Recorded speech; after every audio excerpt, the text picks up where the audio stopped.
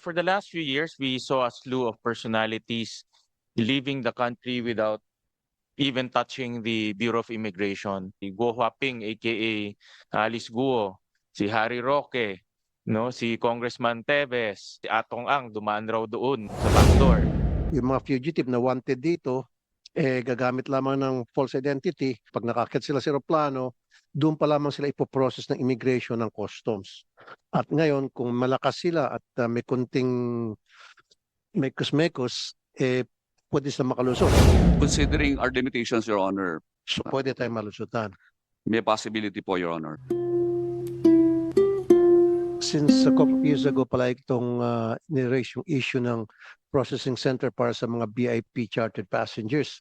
Kasi we know for a fact na ito nagamit na dati sa human smuggling, hindi lang sa human smuggling, human trafficking, kundi mismo sa smuggle ng mga kontrabando. At lalo na ngayon, recently, mainit itong mga personalidad na may warrant of arrest na nawawala na lang bigla. Pwede naman ito gamitin para makatakas kasi para sa kalaman ng marami rito na hindi pa aware, itong chartered plane, Mr. Chair, pwede na maipasok, yung mga pasahero, pwede na maipasok sa loob mismo ng tarmac, yung kanilang sasakyan, hanggang sa makaakyat sila. And then pag nakaakyat sila sa aeroplano, doon pa lamang sila ipoprocess ng immigration ng customs. At ngayon, kung malakas sila at may kunting mekos-mekos, pwede sila makalusot using false ID at i-register lang doon sa manifesto, Juan de la Cruz, kahit na siya ay si Marios Santos, makalusot. So, meron na ho ba tayong VIP processing center for chartered passengers? Good morning For po. chartered plane passengers? Good morning, Honorable Senator. At the moment po, wala pa po because we have to contend also with the private entity now operating our airports. But we fully support the creation of a one-stop processing center. And rest assured po, once this hearing is over, we will immediately get in touch with those concerned from the private entity operating the airports and relay the matter so that this matter can be addressed at the soonest possible time. At the moment, Your Honor, we also have the advanced passenger information system which also applies to mga special na flights po na ganito. Wherein we are given in advance a copy of the manifest of the persons who will be arriving from abroad, who are on board those special flights. So yun po ang isa pong measure na po namin na pwede hong Commissioner, you will agree with me na pwedeng gamitin sa smuggling activities yung mga dumarating ng mga chartered plane kasi hindi sila pinoprocess. Yung mga bagahe nila, it is never na pinoprocess yun. So pwede sila magbitbit ng granada, droga, baril, pagbaba ng tarmac, bitbit nilang kanilang gamit, isasakay sa kanilang SUV, naka-standby sa tarmac, and then diretso na. So dapat bilis-bilisan natin kasi matagal ko na ito palagi sinasabi, more than 2 years ago pa. Yes po, Your Honor, we will address it, the matter ASAP po. Okay. Okay. So sana We agree po with your position concerning the possibility that goods will be smuggled through those special flights. We acknowledge that, Your Honor. okay, thank you.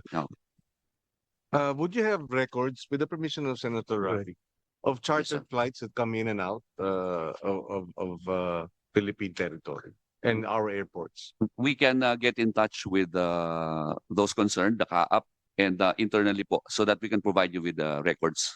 So that we have an idea, di ba? Yes po, Your Honor. Kasi kung araw-araw sabihin mong 20 yan o 50 o 100 yan, Yeah po. di ba, in various airports in the country, then the option of smuggling becomes very lucrative if not checked, di ba, and regulated and addressed. Tama po. So for the meantime, ano pong ginagawa ng CAAP, of course kasama dyan ng immigration, para i-process itong mga VIP passengers sakay ng chartered plane going in and out of the country tulad nga sinabi ni Mr. Chair? At the moment, Your Honor, I cannot speak for the CAAP. But kami po, we have immigration officers always on standby para po ma-process po yung mga papeles ng mga dumarating pong passengers through those special flights. Okay, sige. When the time comes, papalakpak na siguro ako dahil matagal ko na talaga palaging hinihirit yan dito, Mr. Chair, almost 2 years ago. Kasi nakita ko at nalaman ko, maraming beses na nagagamit yan sa human trafficking, hindi lang mga human trafficking. In fact, may nahuli pa nga ata doon na nag-viral yun. Pati sa mga kontrabando, pwedeng magpasok ng drugs yan dahil hindi nga ini-inspect. Diba? At yung mga palabas, yung mga fugitive na wanted dito, gagamit lamang ng false identity. Kasi Mr. Chair, doon na mismo sa aeroplano pinaprocess yung mga passengers At ang pagpo-process using cellphone. Wala sila yung mga device na naka-interface doon sa main database ng immigration. So talagang pwede makalusot. So sana bilis-bilisan po natin. Opo, Your Honor. At the moment po, ang processing po kasi ng mga bagahe po, the power lies with customs. But in the event na mayroon pong fugitive or any person who might be involved in smuggling, hindi po dito sa Pilipinas but in other countries, at nasa sistema po namin, we conduct derogatory checks po sa persons po na papasok. And then meron din po kaming checks conducted through the Interpol na Okay. network po, Your Honor. Pero sir, yung yung mga bagahe ng mga chartered mga passenger VIP passengers sa chartered plane, yung mga gamit nila hindi in-inspect ng customs From the SUV, sinasakay agad yun sa eroplano. Ilang beses na ako nakita ng ganon. So kung yun ang may karga ng mga kontrabando, lusot na. Yan yun. So sana bilisan natin. Sayang wala dito yung Mr. Chair. Opo, Okay. Your Honor. Sunod na tanong ko, ilang sea assets meron ng immigration? Your Honor, ang pagkakaalam ko po, we don't have the sea assets po. Because ang Lord. immigration control po namin, doon lang po sa ports, airports and seaports. Ang seaport po natin, isa lang po sa Zamboanga. Ang airports po natin, international airports are all over the Philippines. Ano po yun? 13. Okay. The reason why I asked that, Mr. Chair, kasi bago niyan, nakakarating ba sa inyo kaalaman kung ilan itong mga kumpanya na ina-allow na mag-conduct ng dredging dito sa Pilipinas using foreign vessels? Your Honor, ang coordination pong ginagawa po with the Bureau of Immigration is with our base service section. Ngayon po, if we need to conduct investigation on these vessels, we need to coordinate with other government agencies. Precisely. Your Honor, yun po. So ang nangyari kasi, Mr. Chair, dapat yan, nandiyan yung PCR, PRC, Philippine Reclamation, Yes. PRA ba yun? Reclamation Agency, nandiyan yung PPA, nandiyan yung Marina.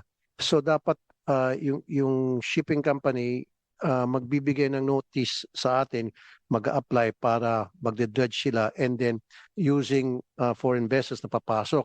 Ang problema kasi, Commissioner, hindi nyo na monitor ata kung ilan yung mga vessels coming from China halimbawa, nagagawa ng dredging dito. And then that can be also source of human smuggling, meaning pwede sila magkarga dyan ng mga Chinese nationals, tapos hindi nyo kayang sampaan kasi wala nga kayong sea assets, di ba? So ngayon, bababa itong mga Chinese nationals, pwede maging espia rito, pwede gumawa ng kababalagaan, and then pwede magpasok ng kuha ng mga kontrabando. Kasi I know also this, na the only time nasasampa kayo sa mga foreign vessels na maggagawa ng dredging, kung impormahan kayo ng shipping company. And then the shipping company will provide to you the sea assets. Doon kayo sasakay sa pambot nila. Kasi wala nga kayong pambot So kung sasabihin ng may-ari ng yung shipping company, may-ari ng vessels, immigration, bukas na lang kayo sasakay, bukas na lang kayo sasampa kasi wala pa kaming baroto or pambot na pwede naming paghatid sa inyo doon sa laot, sa sampahan nyo. Pero wag ka, ngayong gabi, bababa na yung mga Chinese nationals. Am I right? We recognize that situation is really possible, Your Honor. But if in the event na makatanggap po kami ng intelligence information that there are certain nationals, foreign nationals who are on board those dredging ships committing immigration-related violations, we immediately coordinate with different agencies like the Coast Guard, Marina, Dole po, NICA. Yan po yung mga government agencies that we have increased engagements with. Now, Just on that point, with the Recently. permission of Senator Tulfo. Yes, Your Honor. So what immigration-related violations would there be in such a situation? Working without the visa po, Your Honor. That Precisely, is- because this is in our territory, this Yup. is our resources, Yes po. di ba? And they are working to extract these resources. So they are working without the proper visa. Yes po. Your Honor. Yun po, may mga na-apprehend ho kami recently regarding that. Because of the initiative shown by Senator Tulfo po, we took extra attention po para po sa mga matters na ganito and increased our coordination and engagement with other government agencies. Yun po ang ginawa po namin, Your Honor. Kaya nga, Mr. Chair, it's high time na ito sa modernization program ng BI, I really fully support that, na para magkaroon ka ng dagdag para sa assets, budget para sa personnel. Dahil, Yes po. Mr. Chair, ito talaga nangyari. Every day, may nakakapasok dito ng mga foreign nationals, especially Chinese, na sakay ng barko, using the dredging vessels, papasok sila ng mga kontrabanda at kung ano pa, hindi natin alam kung ano pa yon. Nung pinapasok nila dito, bababa sila, iba sa kanila hindi na babalik. Or meron namang iba, sasakay, kunyari may mga criminal record. Ngayon, tatakas sila using the dredging vessels. So, paano nga pala ito? Follow-up question. So, yung mga vessels, dredging vessels, napaalis na ng China, sinasampahan niyo ba yun para i-check kung yung pa rin ba yung mga taong yung mga at least nasampahan nyo, sila pa rin ba yung mga taong nung dumating, sila pa rin aalis? O wala bang plus o minus doon? Considering our limitations, Your Honor, hindi po regular na nakakasama po. So, pwede tayong malusutan. May possibility po, Your Honor. So we would really ask the help of this honorable committee and all other government agencies concerned to help us pagdating po dito sa bagay na ito. Yes. Just a curious question on another related concern. Yung mga cruise ships na pumupunta rito, nagdi-disembark, may role ang immigration dyan? Meron. Your Honor, meron po kaming mga boarding officers na Yes. nagche-check po ng mga papeles po nila. Okay. So before before ho dumaong, may mga pumupunta na po kami mga immigration officers. Usually we assign around 8 to 10. Nag-iimbestiga po tumitingin po ng mga papeles ng if they're properly documented, if meron pa hong kulang, then we take note of that also. So sa cruises, may protocol, maliwanag. Hindi ba? Meron po, Your Honor. Pero sa dredging, hindi pa klaro. Pagdating Parang case to po case. sa Oo. Opo, Your Honor. Sa cruise ships po kasi, mas klaro po kung sino po yung mga pasahero and everything. Dahil po, requirement po talaga yan that kinukuha po namin from them. And then we have arrangements with the cruise ships. Yun nga. na mag-board. So requirement yun. Bakit hindi requirement sa dredging? Admittedly, Your Honor, there are limitations pagdating po dito sa dredging. Ano po? May sagot ka na, Mr. Chair. Kasi unlike sa cruise ship, dadaong talaga mismo sa pantalan yan. Yung sa cruise ship. Sa dredging, doon sila sa laot. So kailangan i-inform pa sila ng may-ari ng vessel, yung shipping company na, oy, nandito na kami.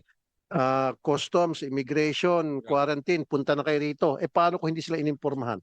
Paano kung may ginawang tinatawag na AIS spoofing? Alam niyo po yon, yung automatic identification system na kahit na nandito sila, sabihin wala pa rin sila. So they are at the mercy of the owner of the vessel, the shipping company, to tell them na we're here, you can come in but wait for our speedboat to pick you up. Yeah. Kasi wala nga silang sea assets. It's Understood. about time na magkaroon silang budget tungkol dyan, Mr. Chair. Understood. Thank you. Go ahead. Yeah. Now, sa biometrics, di ba, pag lalabas ng airport, kinukuha ka ng picture. Ngayon, wala nang fingerprinting eh. Yung pagkukuha nyo lang pala ng picture doon, wala kayong ginagawang cross-matching. Kuha ng picture. So itong halimbawa, itong isang tao, foreign nationals, Mr. Chair, lumabas siya, blacklisted na siya, pinalayas natin. Makakabalik ulit siya. Kung gagamit lang siya ng ibang passport. At the moment po, Your Honor. At saka kahit na the same picture, pero ibang pangalan, makapasok siya. Kasi nga, yung pagpipicture-picture doon sa immigration, it is useless yung sa immigration because there's no such thing as cross-checking, cross-matching, or facial recognition. Tama? Wala pa po kaming facial recognition, Your Honor. So pwede makalusot. Yung mga binana natin na wanted dito, wag ka na pumasok kasi ikaw ay kriminal, etc. Di lumabas siya. Ngayon, ang gagawin lang niya, kuha siya ng another passport using a different name but same picture, makalusot. Tama? Ang cross-matching capability po, limited pa po. Your Honor. Limited. Limited, very limited. Actually, mabait pa to si Commissioner. Actually, wala talaga because wala silang budget. I cannot blame them. So, dapat bilisan natin yung modernization program, Mr. Chair, because talagang madali tayong mapasok. Useless yung fingerprinting, yung kukuha ka ng picture because it's useless. Although you have the data, you have no capacity to cross-check. In Well, other words, nandun yung biometrics, pero yung biometrics hindi mo pwedeng gamitin para i-cross-check yung ibang. because we still don't have that technology, Mr. Chair. Yes. So, it's about time that we have to acquire that technology nang sa gayon, lahat ng mga kriminal o kung yung mga blacklist na lumabas na, hindi sila makapasok dahil, magkakaroon ng cross-matching. The moment na pagpasok sa immigration, pipicturean sila, ikaw ito nagbagong pangalan ka lang, pero yung picture mo, ikaw yan. So, we have to have that kind of technology. Chairman, Senator Rafi, ako pala yung chairman.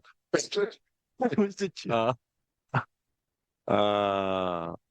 With the permission of Senator Tulfo, I have a quick question from the point of view of modernizing ang ating immigration, no, yung entry and exit. Because I will never forget nung nag-hearing yung Committee on Health nung kapanahonan nung mag-uumpisa pa lang yung COVID, no? Ng Senate. Tinanong namin si Secretary sino ba yung secretary no? Duque, no? Na hindi rin niya alam yung sagot pero yung underling niya alam. Ilan dun sa 90 persons under investigation dahil may mga karamdaman. This was February 2020.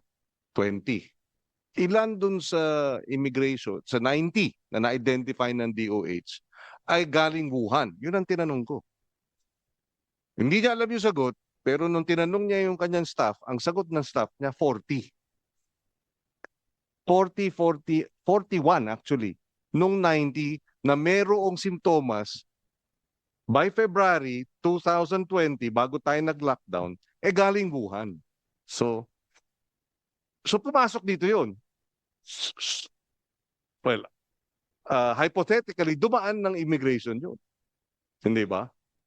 In that regard, kung modernize yung immigration at maganda ang coordination with other sectors, we would have been able to prevent the entry of 40. Tama ba? Tama po, Your Honor. If they were included in the derogatory list of the Bureau of Immigration, based doon sa ibibigay po at that point ng Bureau of Quarantine, probably we would have flagged them and not allowed the entry of those people. Yes, kasi nung tinanong din natin, yung follow-up question nun, dun sa 40, ilan ang contact trace? Ang sagot ng DOH nun, wala. Kasi na-discharge na. In contrast to Taiwan, nung sinabi nung Taiwan, close our borders, 3 lang ang kanilang deaths sa COVID. O 6 ata, pinakamarami na. So, ganun katindi ang border control, di ba?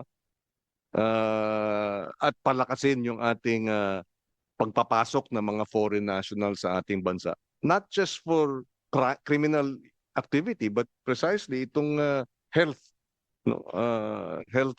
issues, epidemic, outbreak, etc. But anyway, I thank you for that Couple clarification. questions na lamang, Mr. Chair. Sayang wala dito yung PSA. But anyway, may PSA? Good. PSA, magandang hapon, magandang umaga. Yung system ninyo hindi naka-interface sa system ng iba't ibang government agencies, halimbawa sa DFA. Explain ko kung bakit. Kasi halimbawa yung isang tao o Chinese national, then darating sa bansa natin, all they need to do is maghanap sila ng bata na namatay nung 10 years old pa lamang. And then itutugman nila doon sa age nila ngayon para kukunin yung data na yon. And then gagawa nila ng ID and all, and then mag-a-apply sa DFA.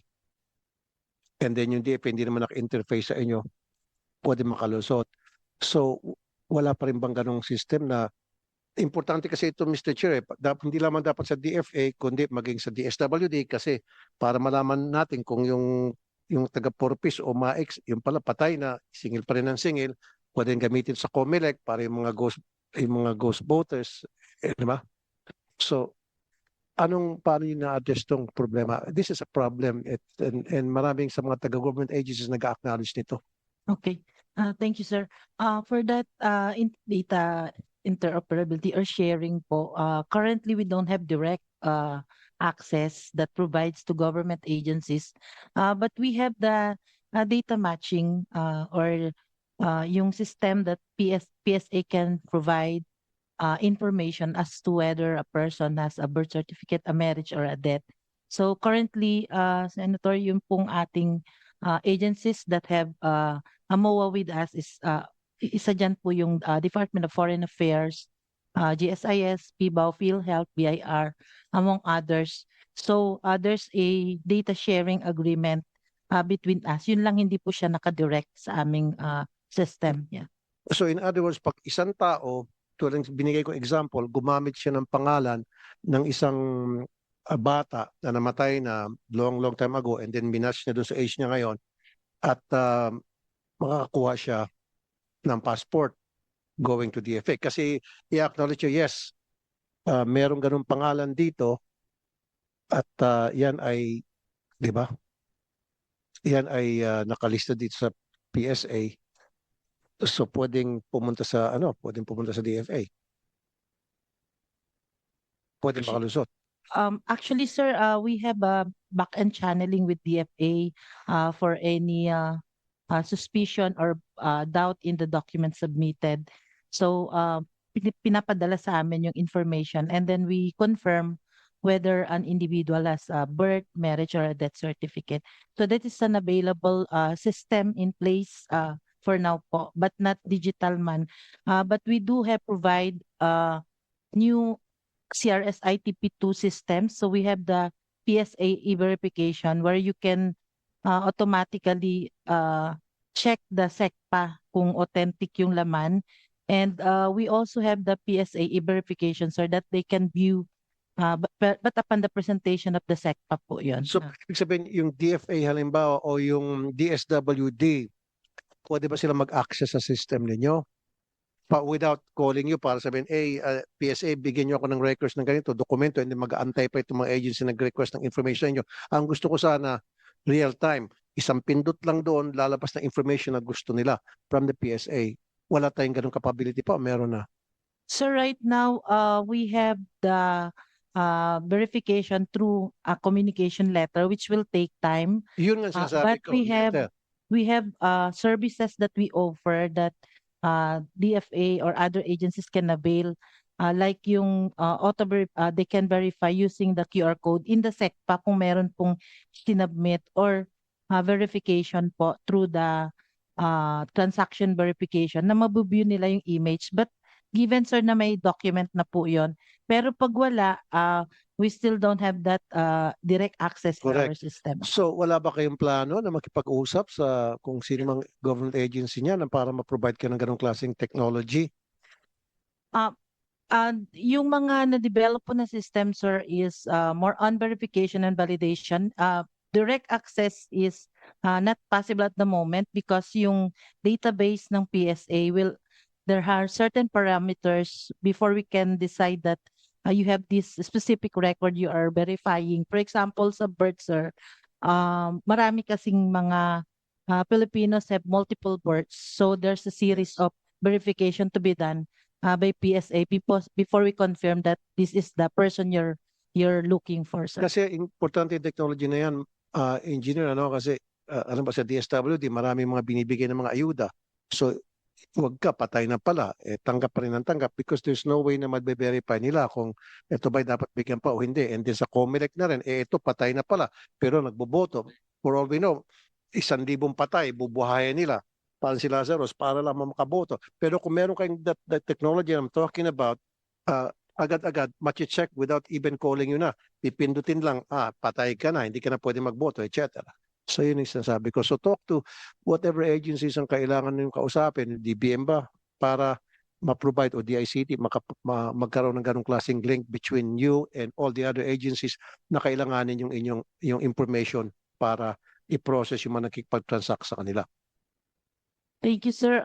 But there's a digitalization program for the PSA linking the CRS, the civil registry documents with the national ID, which will be later also to be planned for interoperability with other agencies po. Thank you, Mr. Chair. Mr. Chair, last na lamang. Ay, Just sorry. on that point, Go ahead, Mr. Chair. well, siguro, ang tanong dyan is, kailan magiging realidad yung interoperability? Kasi may target deadline ba yon? No, para lang, kumbaga sa ano, parang single window yan, di ba? Mm. Na merong arrangement between government agencies who can access that portal to be able to operate it separately or independently, but of course may agreement, di ba? So is there any sense as to kailan yan mangyayari? Para nga, pati nga sabi nga ni Senator Gatchalian, pati sa registry ng farmers and basic sectors na yun na nga, Yes, yung sa Agri, RSBA. RSB, magkano yung RSBA? RSBSA. Sa registry. RSBSA. No more. 94 million ang nilaan para sa mga beneficiaries sa RSBSA na hindi pala qualified at hindi pala, di ba? There was an amount. Anyway, di ba? So can you answer the question, ma'am? Sir, for the integration ng civil registration documents with the national ID, we're currently developing the system now, which is a 3-year program until 2028 for the full digitalization. But I believe, sir, I am not from the national ID team or the other services because I'm from the civil registration service, so I can only relay on the plan. But Yeah, it's okay. yeah, yes. But maybe you can submit that also for the information of our members, no? Para lang maliwanag. Tsaka, naalala ko sa budget hearings, Senator Raffy, 90%, di ba, ng ating population ay meron ng national ID. Daw, sabi nila daw. Mr. Or Chair. digital or otherwise. So, ibig sabihin, dapat advance na yung inyong, di ba, pagkaka cross-check and double-check. 280 million pala yung nilabas ng DA sa cash assistance at iba pang forms of assistance na hindi qualified. Na ang sabi ng COA, habulin ninyo. Paano pa hahabulin yun? Isosole? Anyway, but please, Kasi nga, Mr. Chair, yung mga hindi qualified sa RSBSA, gumagawa ng mga peking identification, tapos may kapit kay sa LGU, pasintabi kay chairman, kay mayor, nakakalusot. Pero kung naka-interface nga yung Department of Agriculture sa PSA, madali malaman kung ito ba'y nag-a-apply, nagpaparegister peke o hindi. Importante yun. Sana magawa natin as soon as possible. thank you. Okay. Copy, sir. Thank you. And then, last na lamang po, Mr. Chair. Yung sa scalping kasi nagawa ko ng privilege speech, sino bang pwede mag-DTI? Go ahead. Sige. Nandito ba We yung will DTI? adjust the agenda. Last na lamang po, and then pupunta po ko sa isa. Yes, please. Nandito we ba yung will adjust DTI? the agenda. Go ahead. Okay. Kasi, Patawag na natin. Yeah. kasi In the meantime, baka pwedeng sige. may tanong daw si Go ahead. Senator Win while we're waiting for the resource person sa scalping, anti-scalping. We acknowledge and recognize Senator Win. Thank you, Mr. Chairman. Mr. Chairman, for the last few years, we saw a slew of personalities leaving the country without even touching the Bureau of Immigration. And this is a phenomenon happening on what we call or where we call the backdoor exits. In fact, over the weekend, I was just in Tawi-Tawi, and there were so many talks about certain personalities slipping through the back door. And this might not be directly in the law, but definitely when I was going through the proposals, border control is one of the responsibilities of the Bureau of Immigration. But in due fairness to the Bureau of Immigration, when they escape and slip out through the back door, it's not an immigration, para sa akin, parang hindi na siya immigration problem because hindi siya dumaan sa immigration. Eh. Nevertheless, the border control aspect lies within the ambit of the Bureau of Immigration. So I would like to ask the BI, because we want to take this opportunity, since we're now talking about modernization, strengthening the Bureau of Immigration, we want to also take this opportunity how to stop or how to prevent, or at least naman have some powers to prevent the slipping through the back door of these personalities. We saw, of course, the infamous personalities such as si Guo Huaping, aka Alice Guo, si Harry Roque, no, si Congressman Teves. Ngayon, nung nandoon ako, ang sinasabi nila si Atong Ang dumaan raw doon sa backdoor, no. So all of the personalities are escaping the arms of the law by slipping through the back door. So I would like to ask the commissioner, ano bang mga suggestion niya na pwedeng ilagay dito sa batas so that we can strengthen that aspect, or else this will not stop. No, every time there's a high profile personality na may pera, may capability, kaya magbayad, eh sa backdoor na lang siya habang linalabanan niya yung case niya, babalik siya dito or mahuhuli na lang siya, no? So what suggestions can you make while we are discussing the modernization of the Bureau of Immigration?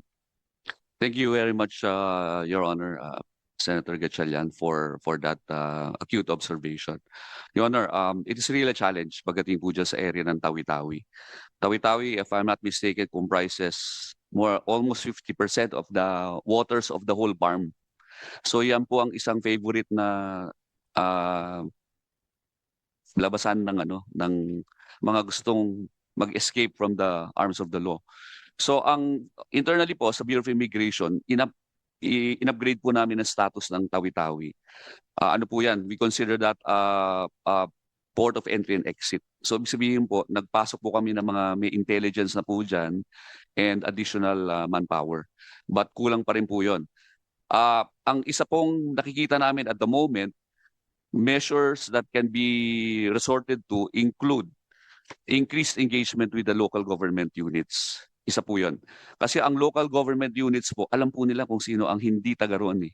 Alam po nila, may naging experience po kami before when we conducted an inspection sa area ng Tawi-Tawi. While we were waiting for our flight back to Manila, may nahuli pong dalawang mukhang mag-escape papunta ng Malaysia. Because nung tinanong namin, ang nakahuli pa nga po is an elderly tourism officer. Sabi ko, ma'am, paano nyo nahuli? Kasi ho, ibang itsura.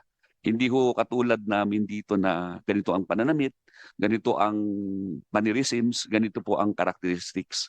So yan po. So increased engagement with the different offices, doon po, lalo na po ang local government. Now, we also, sir, need to digitize. Ano ho dyan? Challenge po ang internet connection po dyan sa Tawi-Tawi. I think they are reliant on Starlink, but ang ano ho niyan, naalala ko nung nasa hotel po kami dyan, katabi na po ng dagat. Sorry to say, but napagkakamalan pa akong ayaw makipag-usap sa aking misis. Kasi hindi ako makontak. So I had to go out to the beach just so I can get in touch with my own home via the internet. Pati ho connection ng ano niyan, ng cellphone. Mahirap po. So that's another thing po. We need to increase yung capability ho niyan pagdating sa connectivity. Kasi ho very challenging ho ang diyan ang connection. Now, probably we need drones. That's another option po na available sa atin. Yan po, Your Honors. Commissioner, yan po.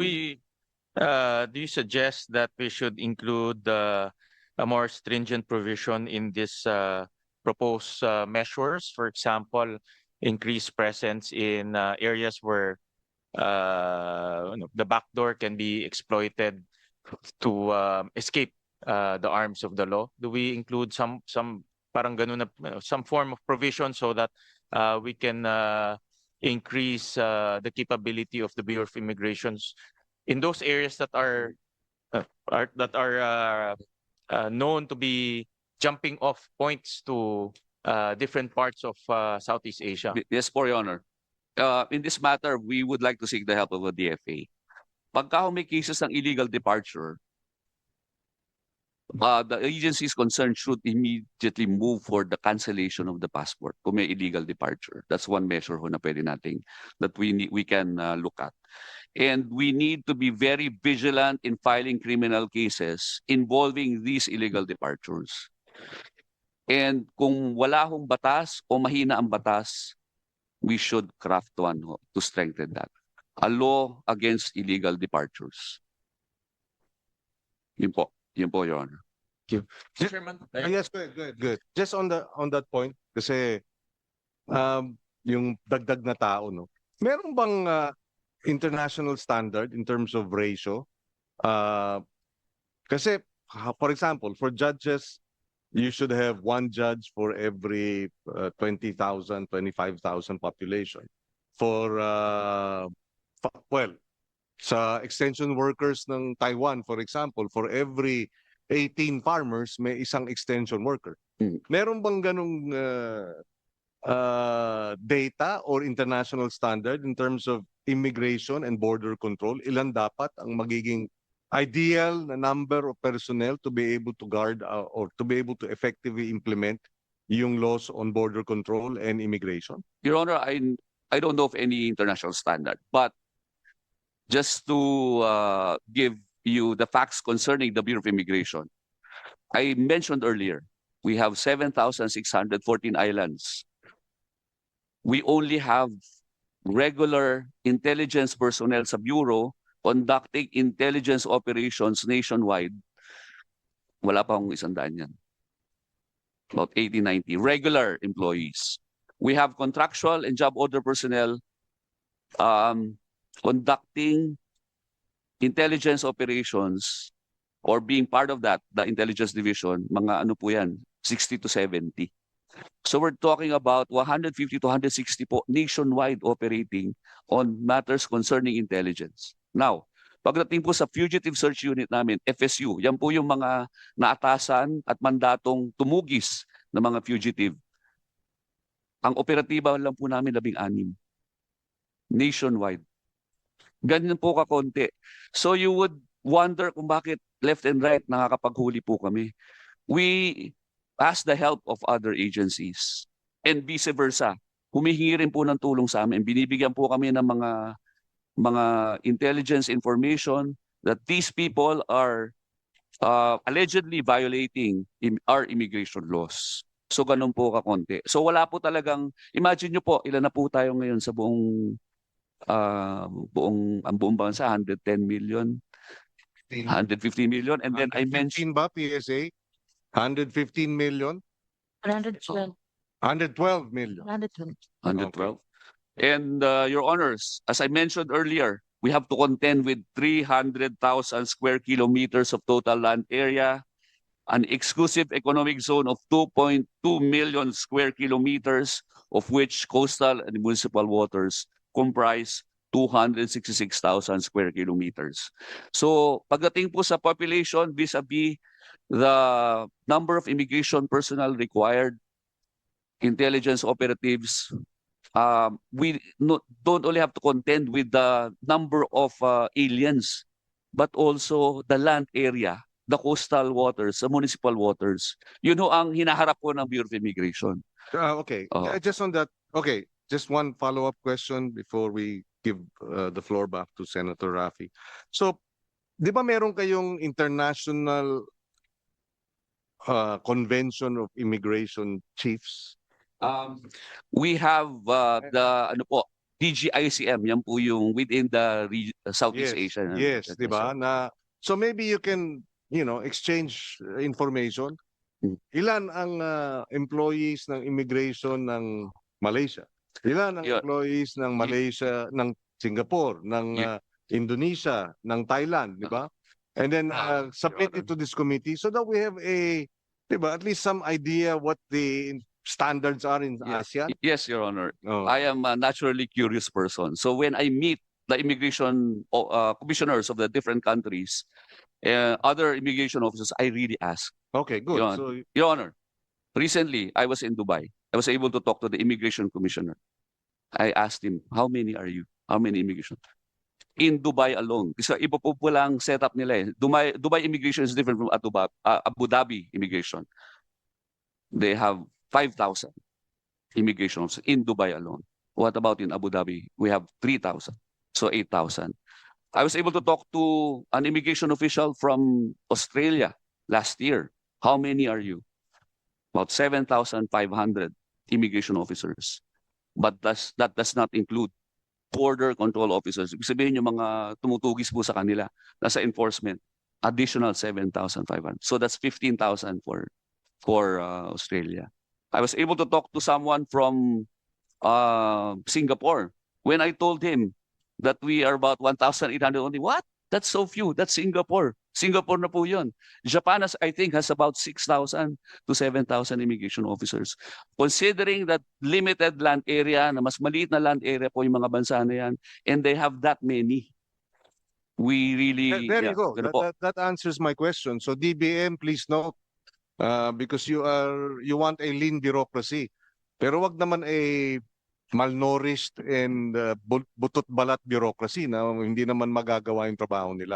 Hindi ba? Baka super lean naman yung iniisip ninyo, hindi na nila magagawa yung trabaho nila, no? Okay.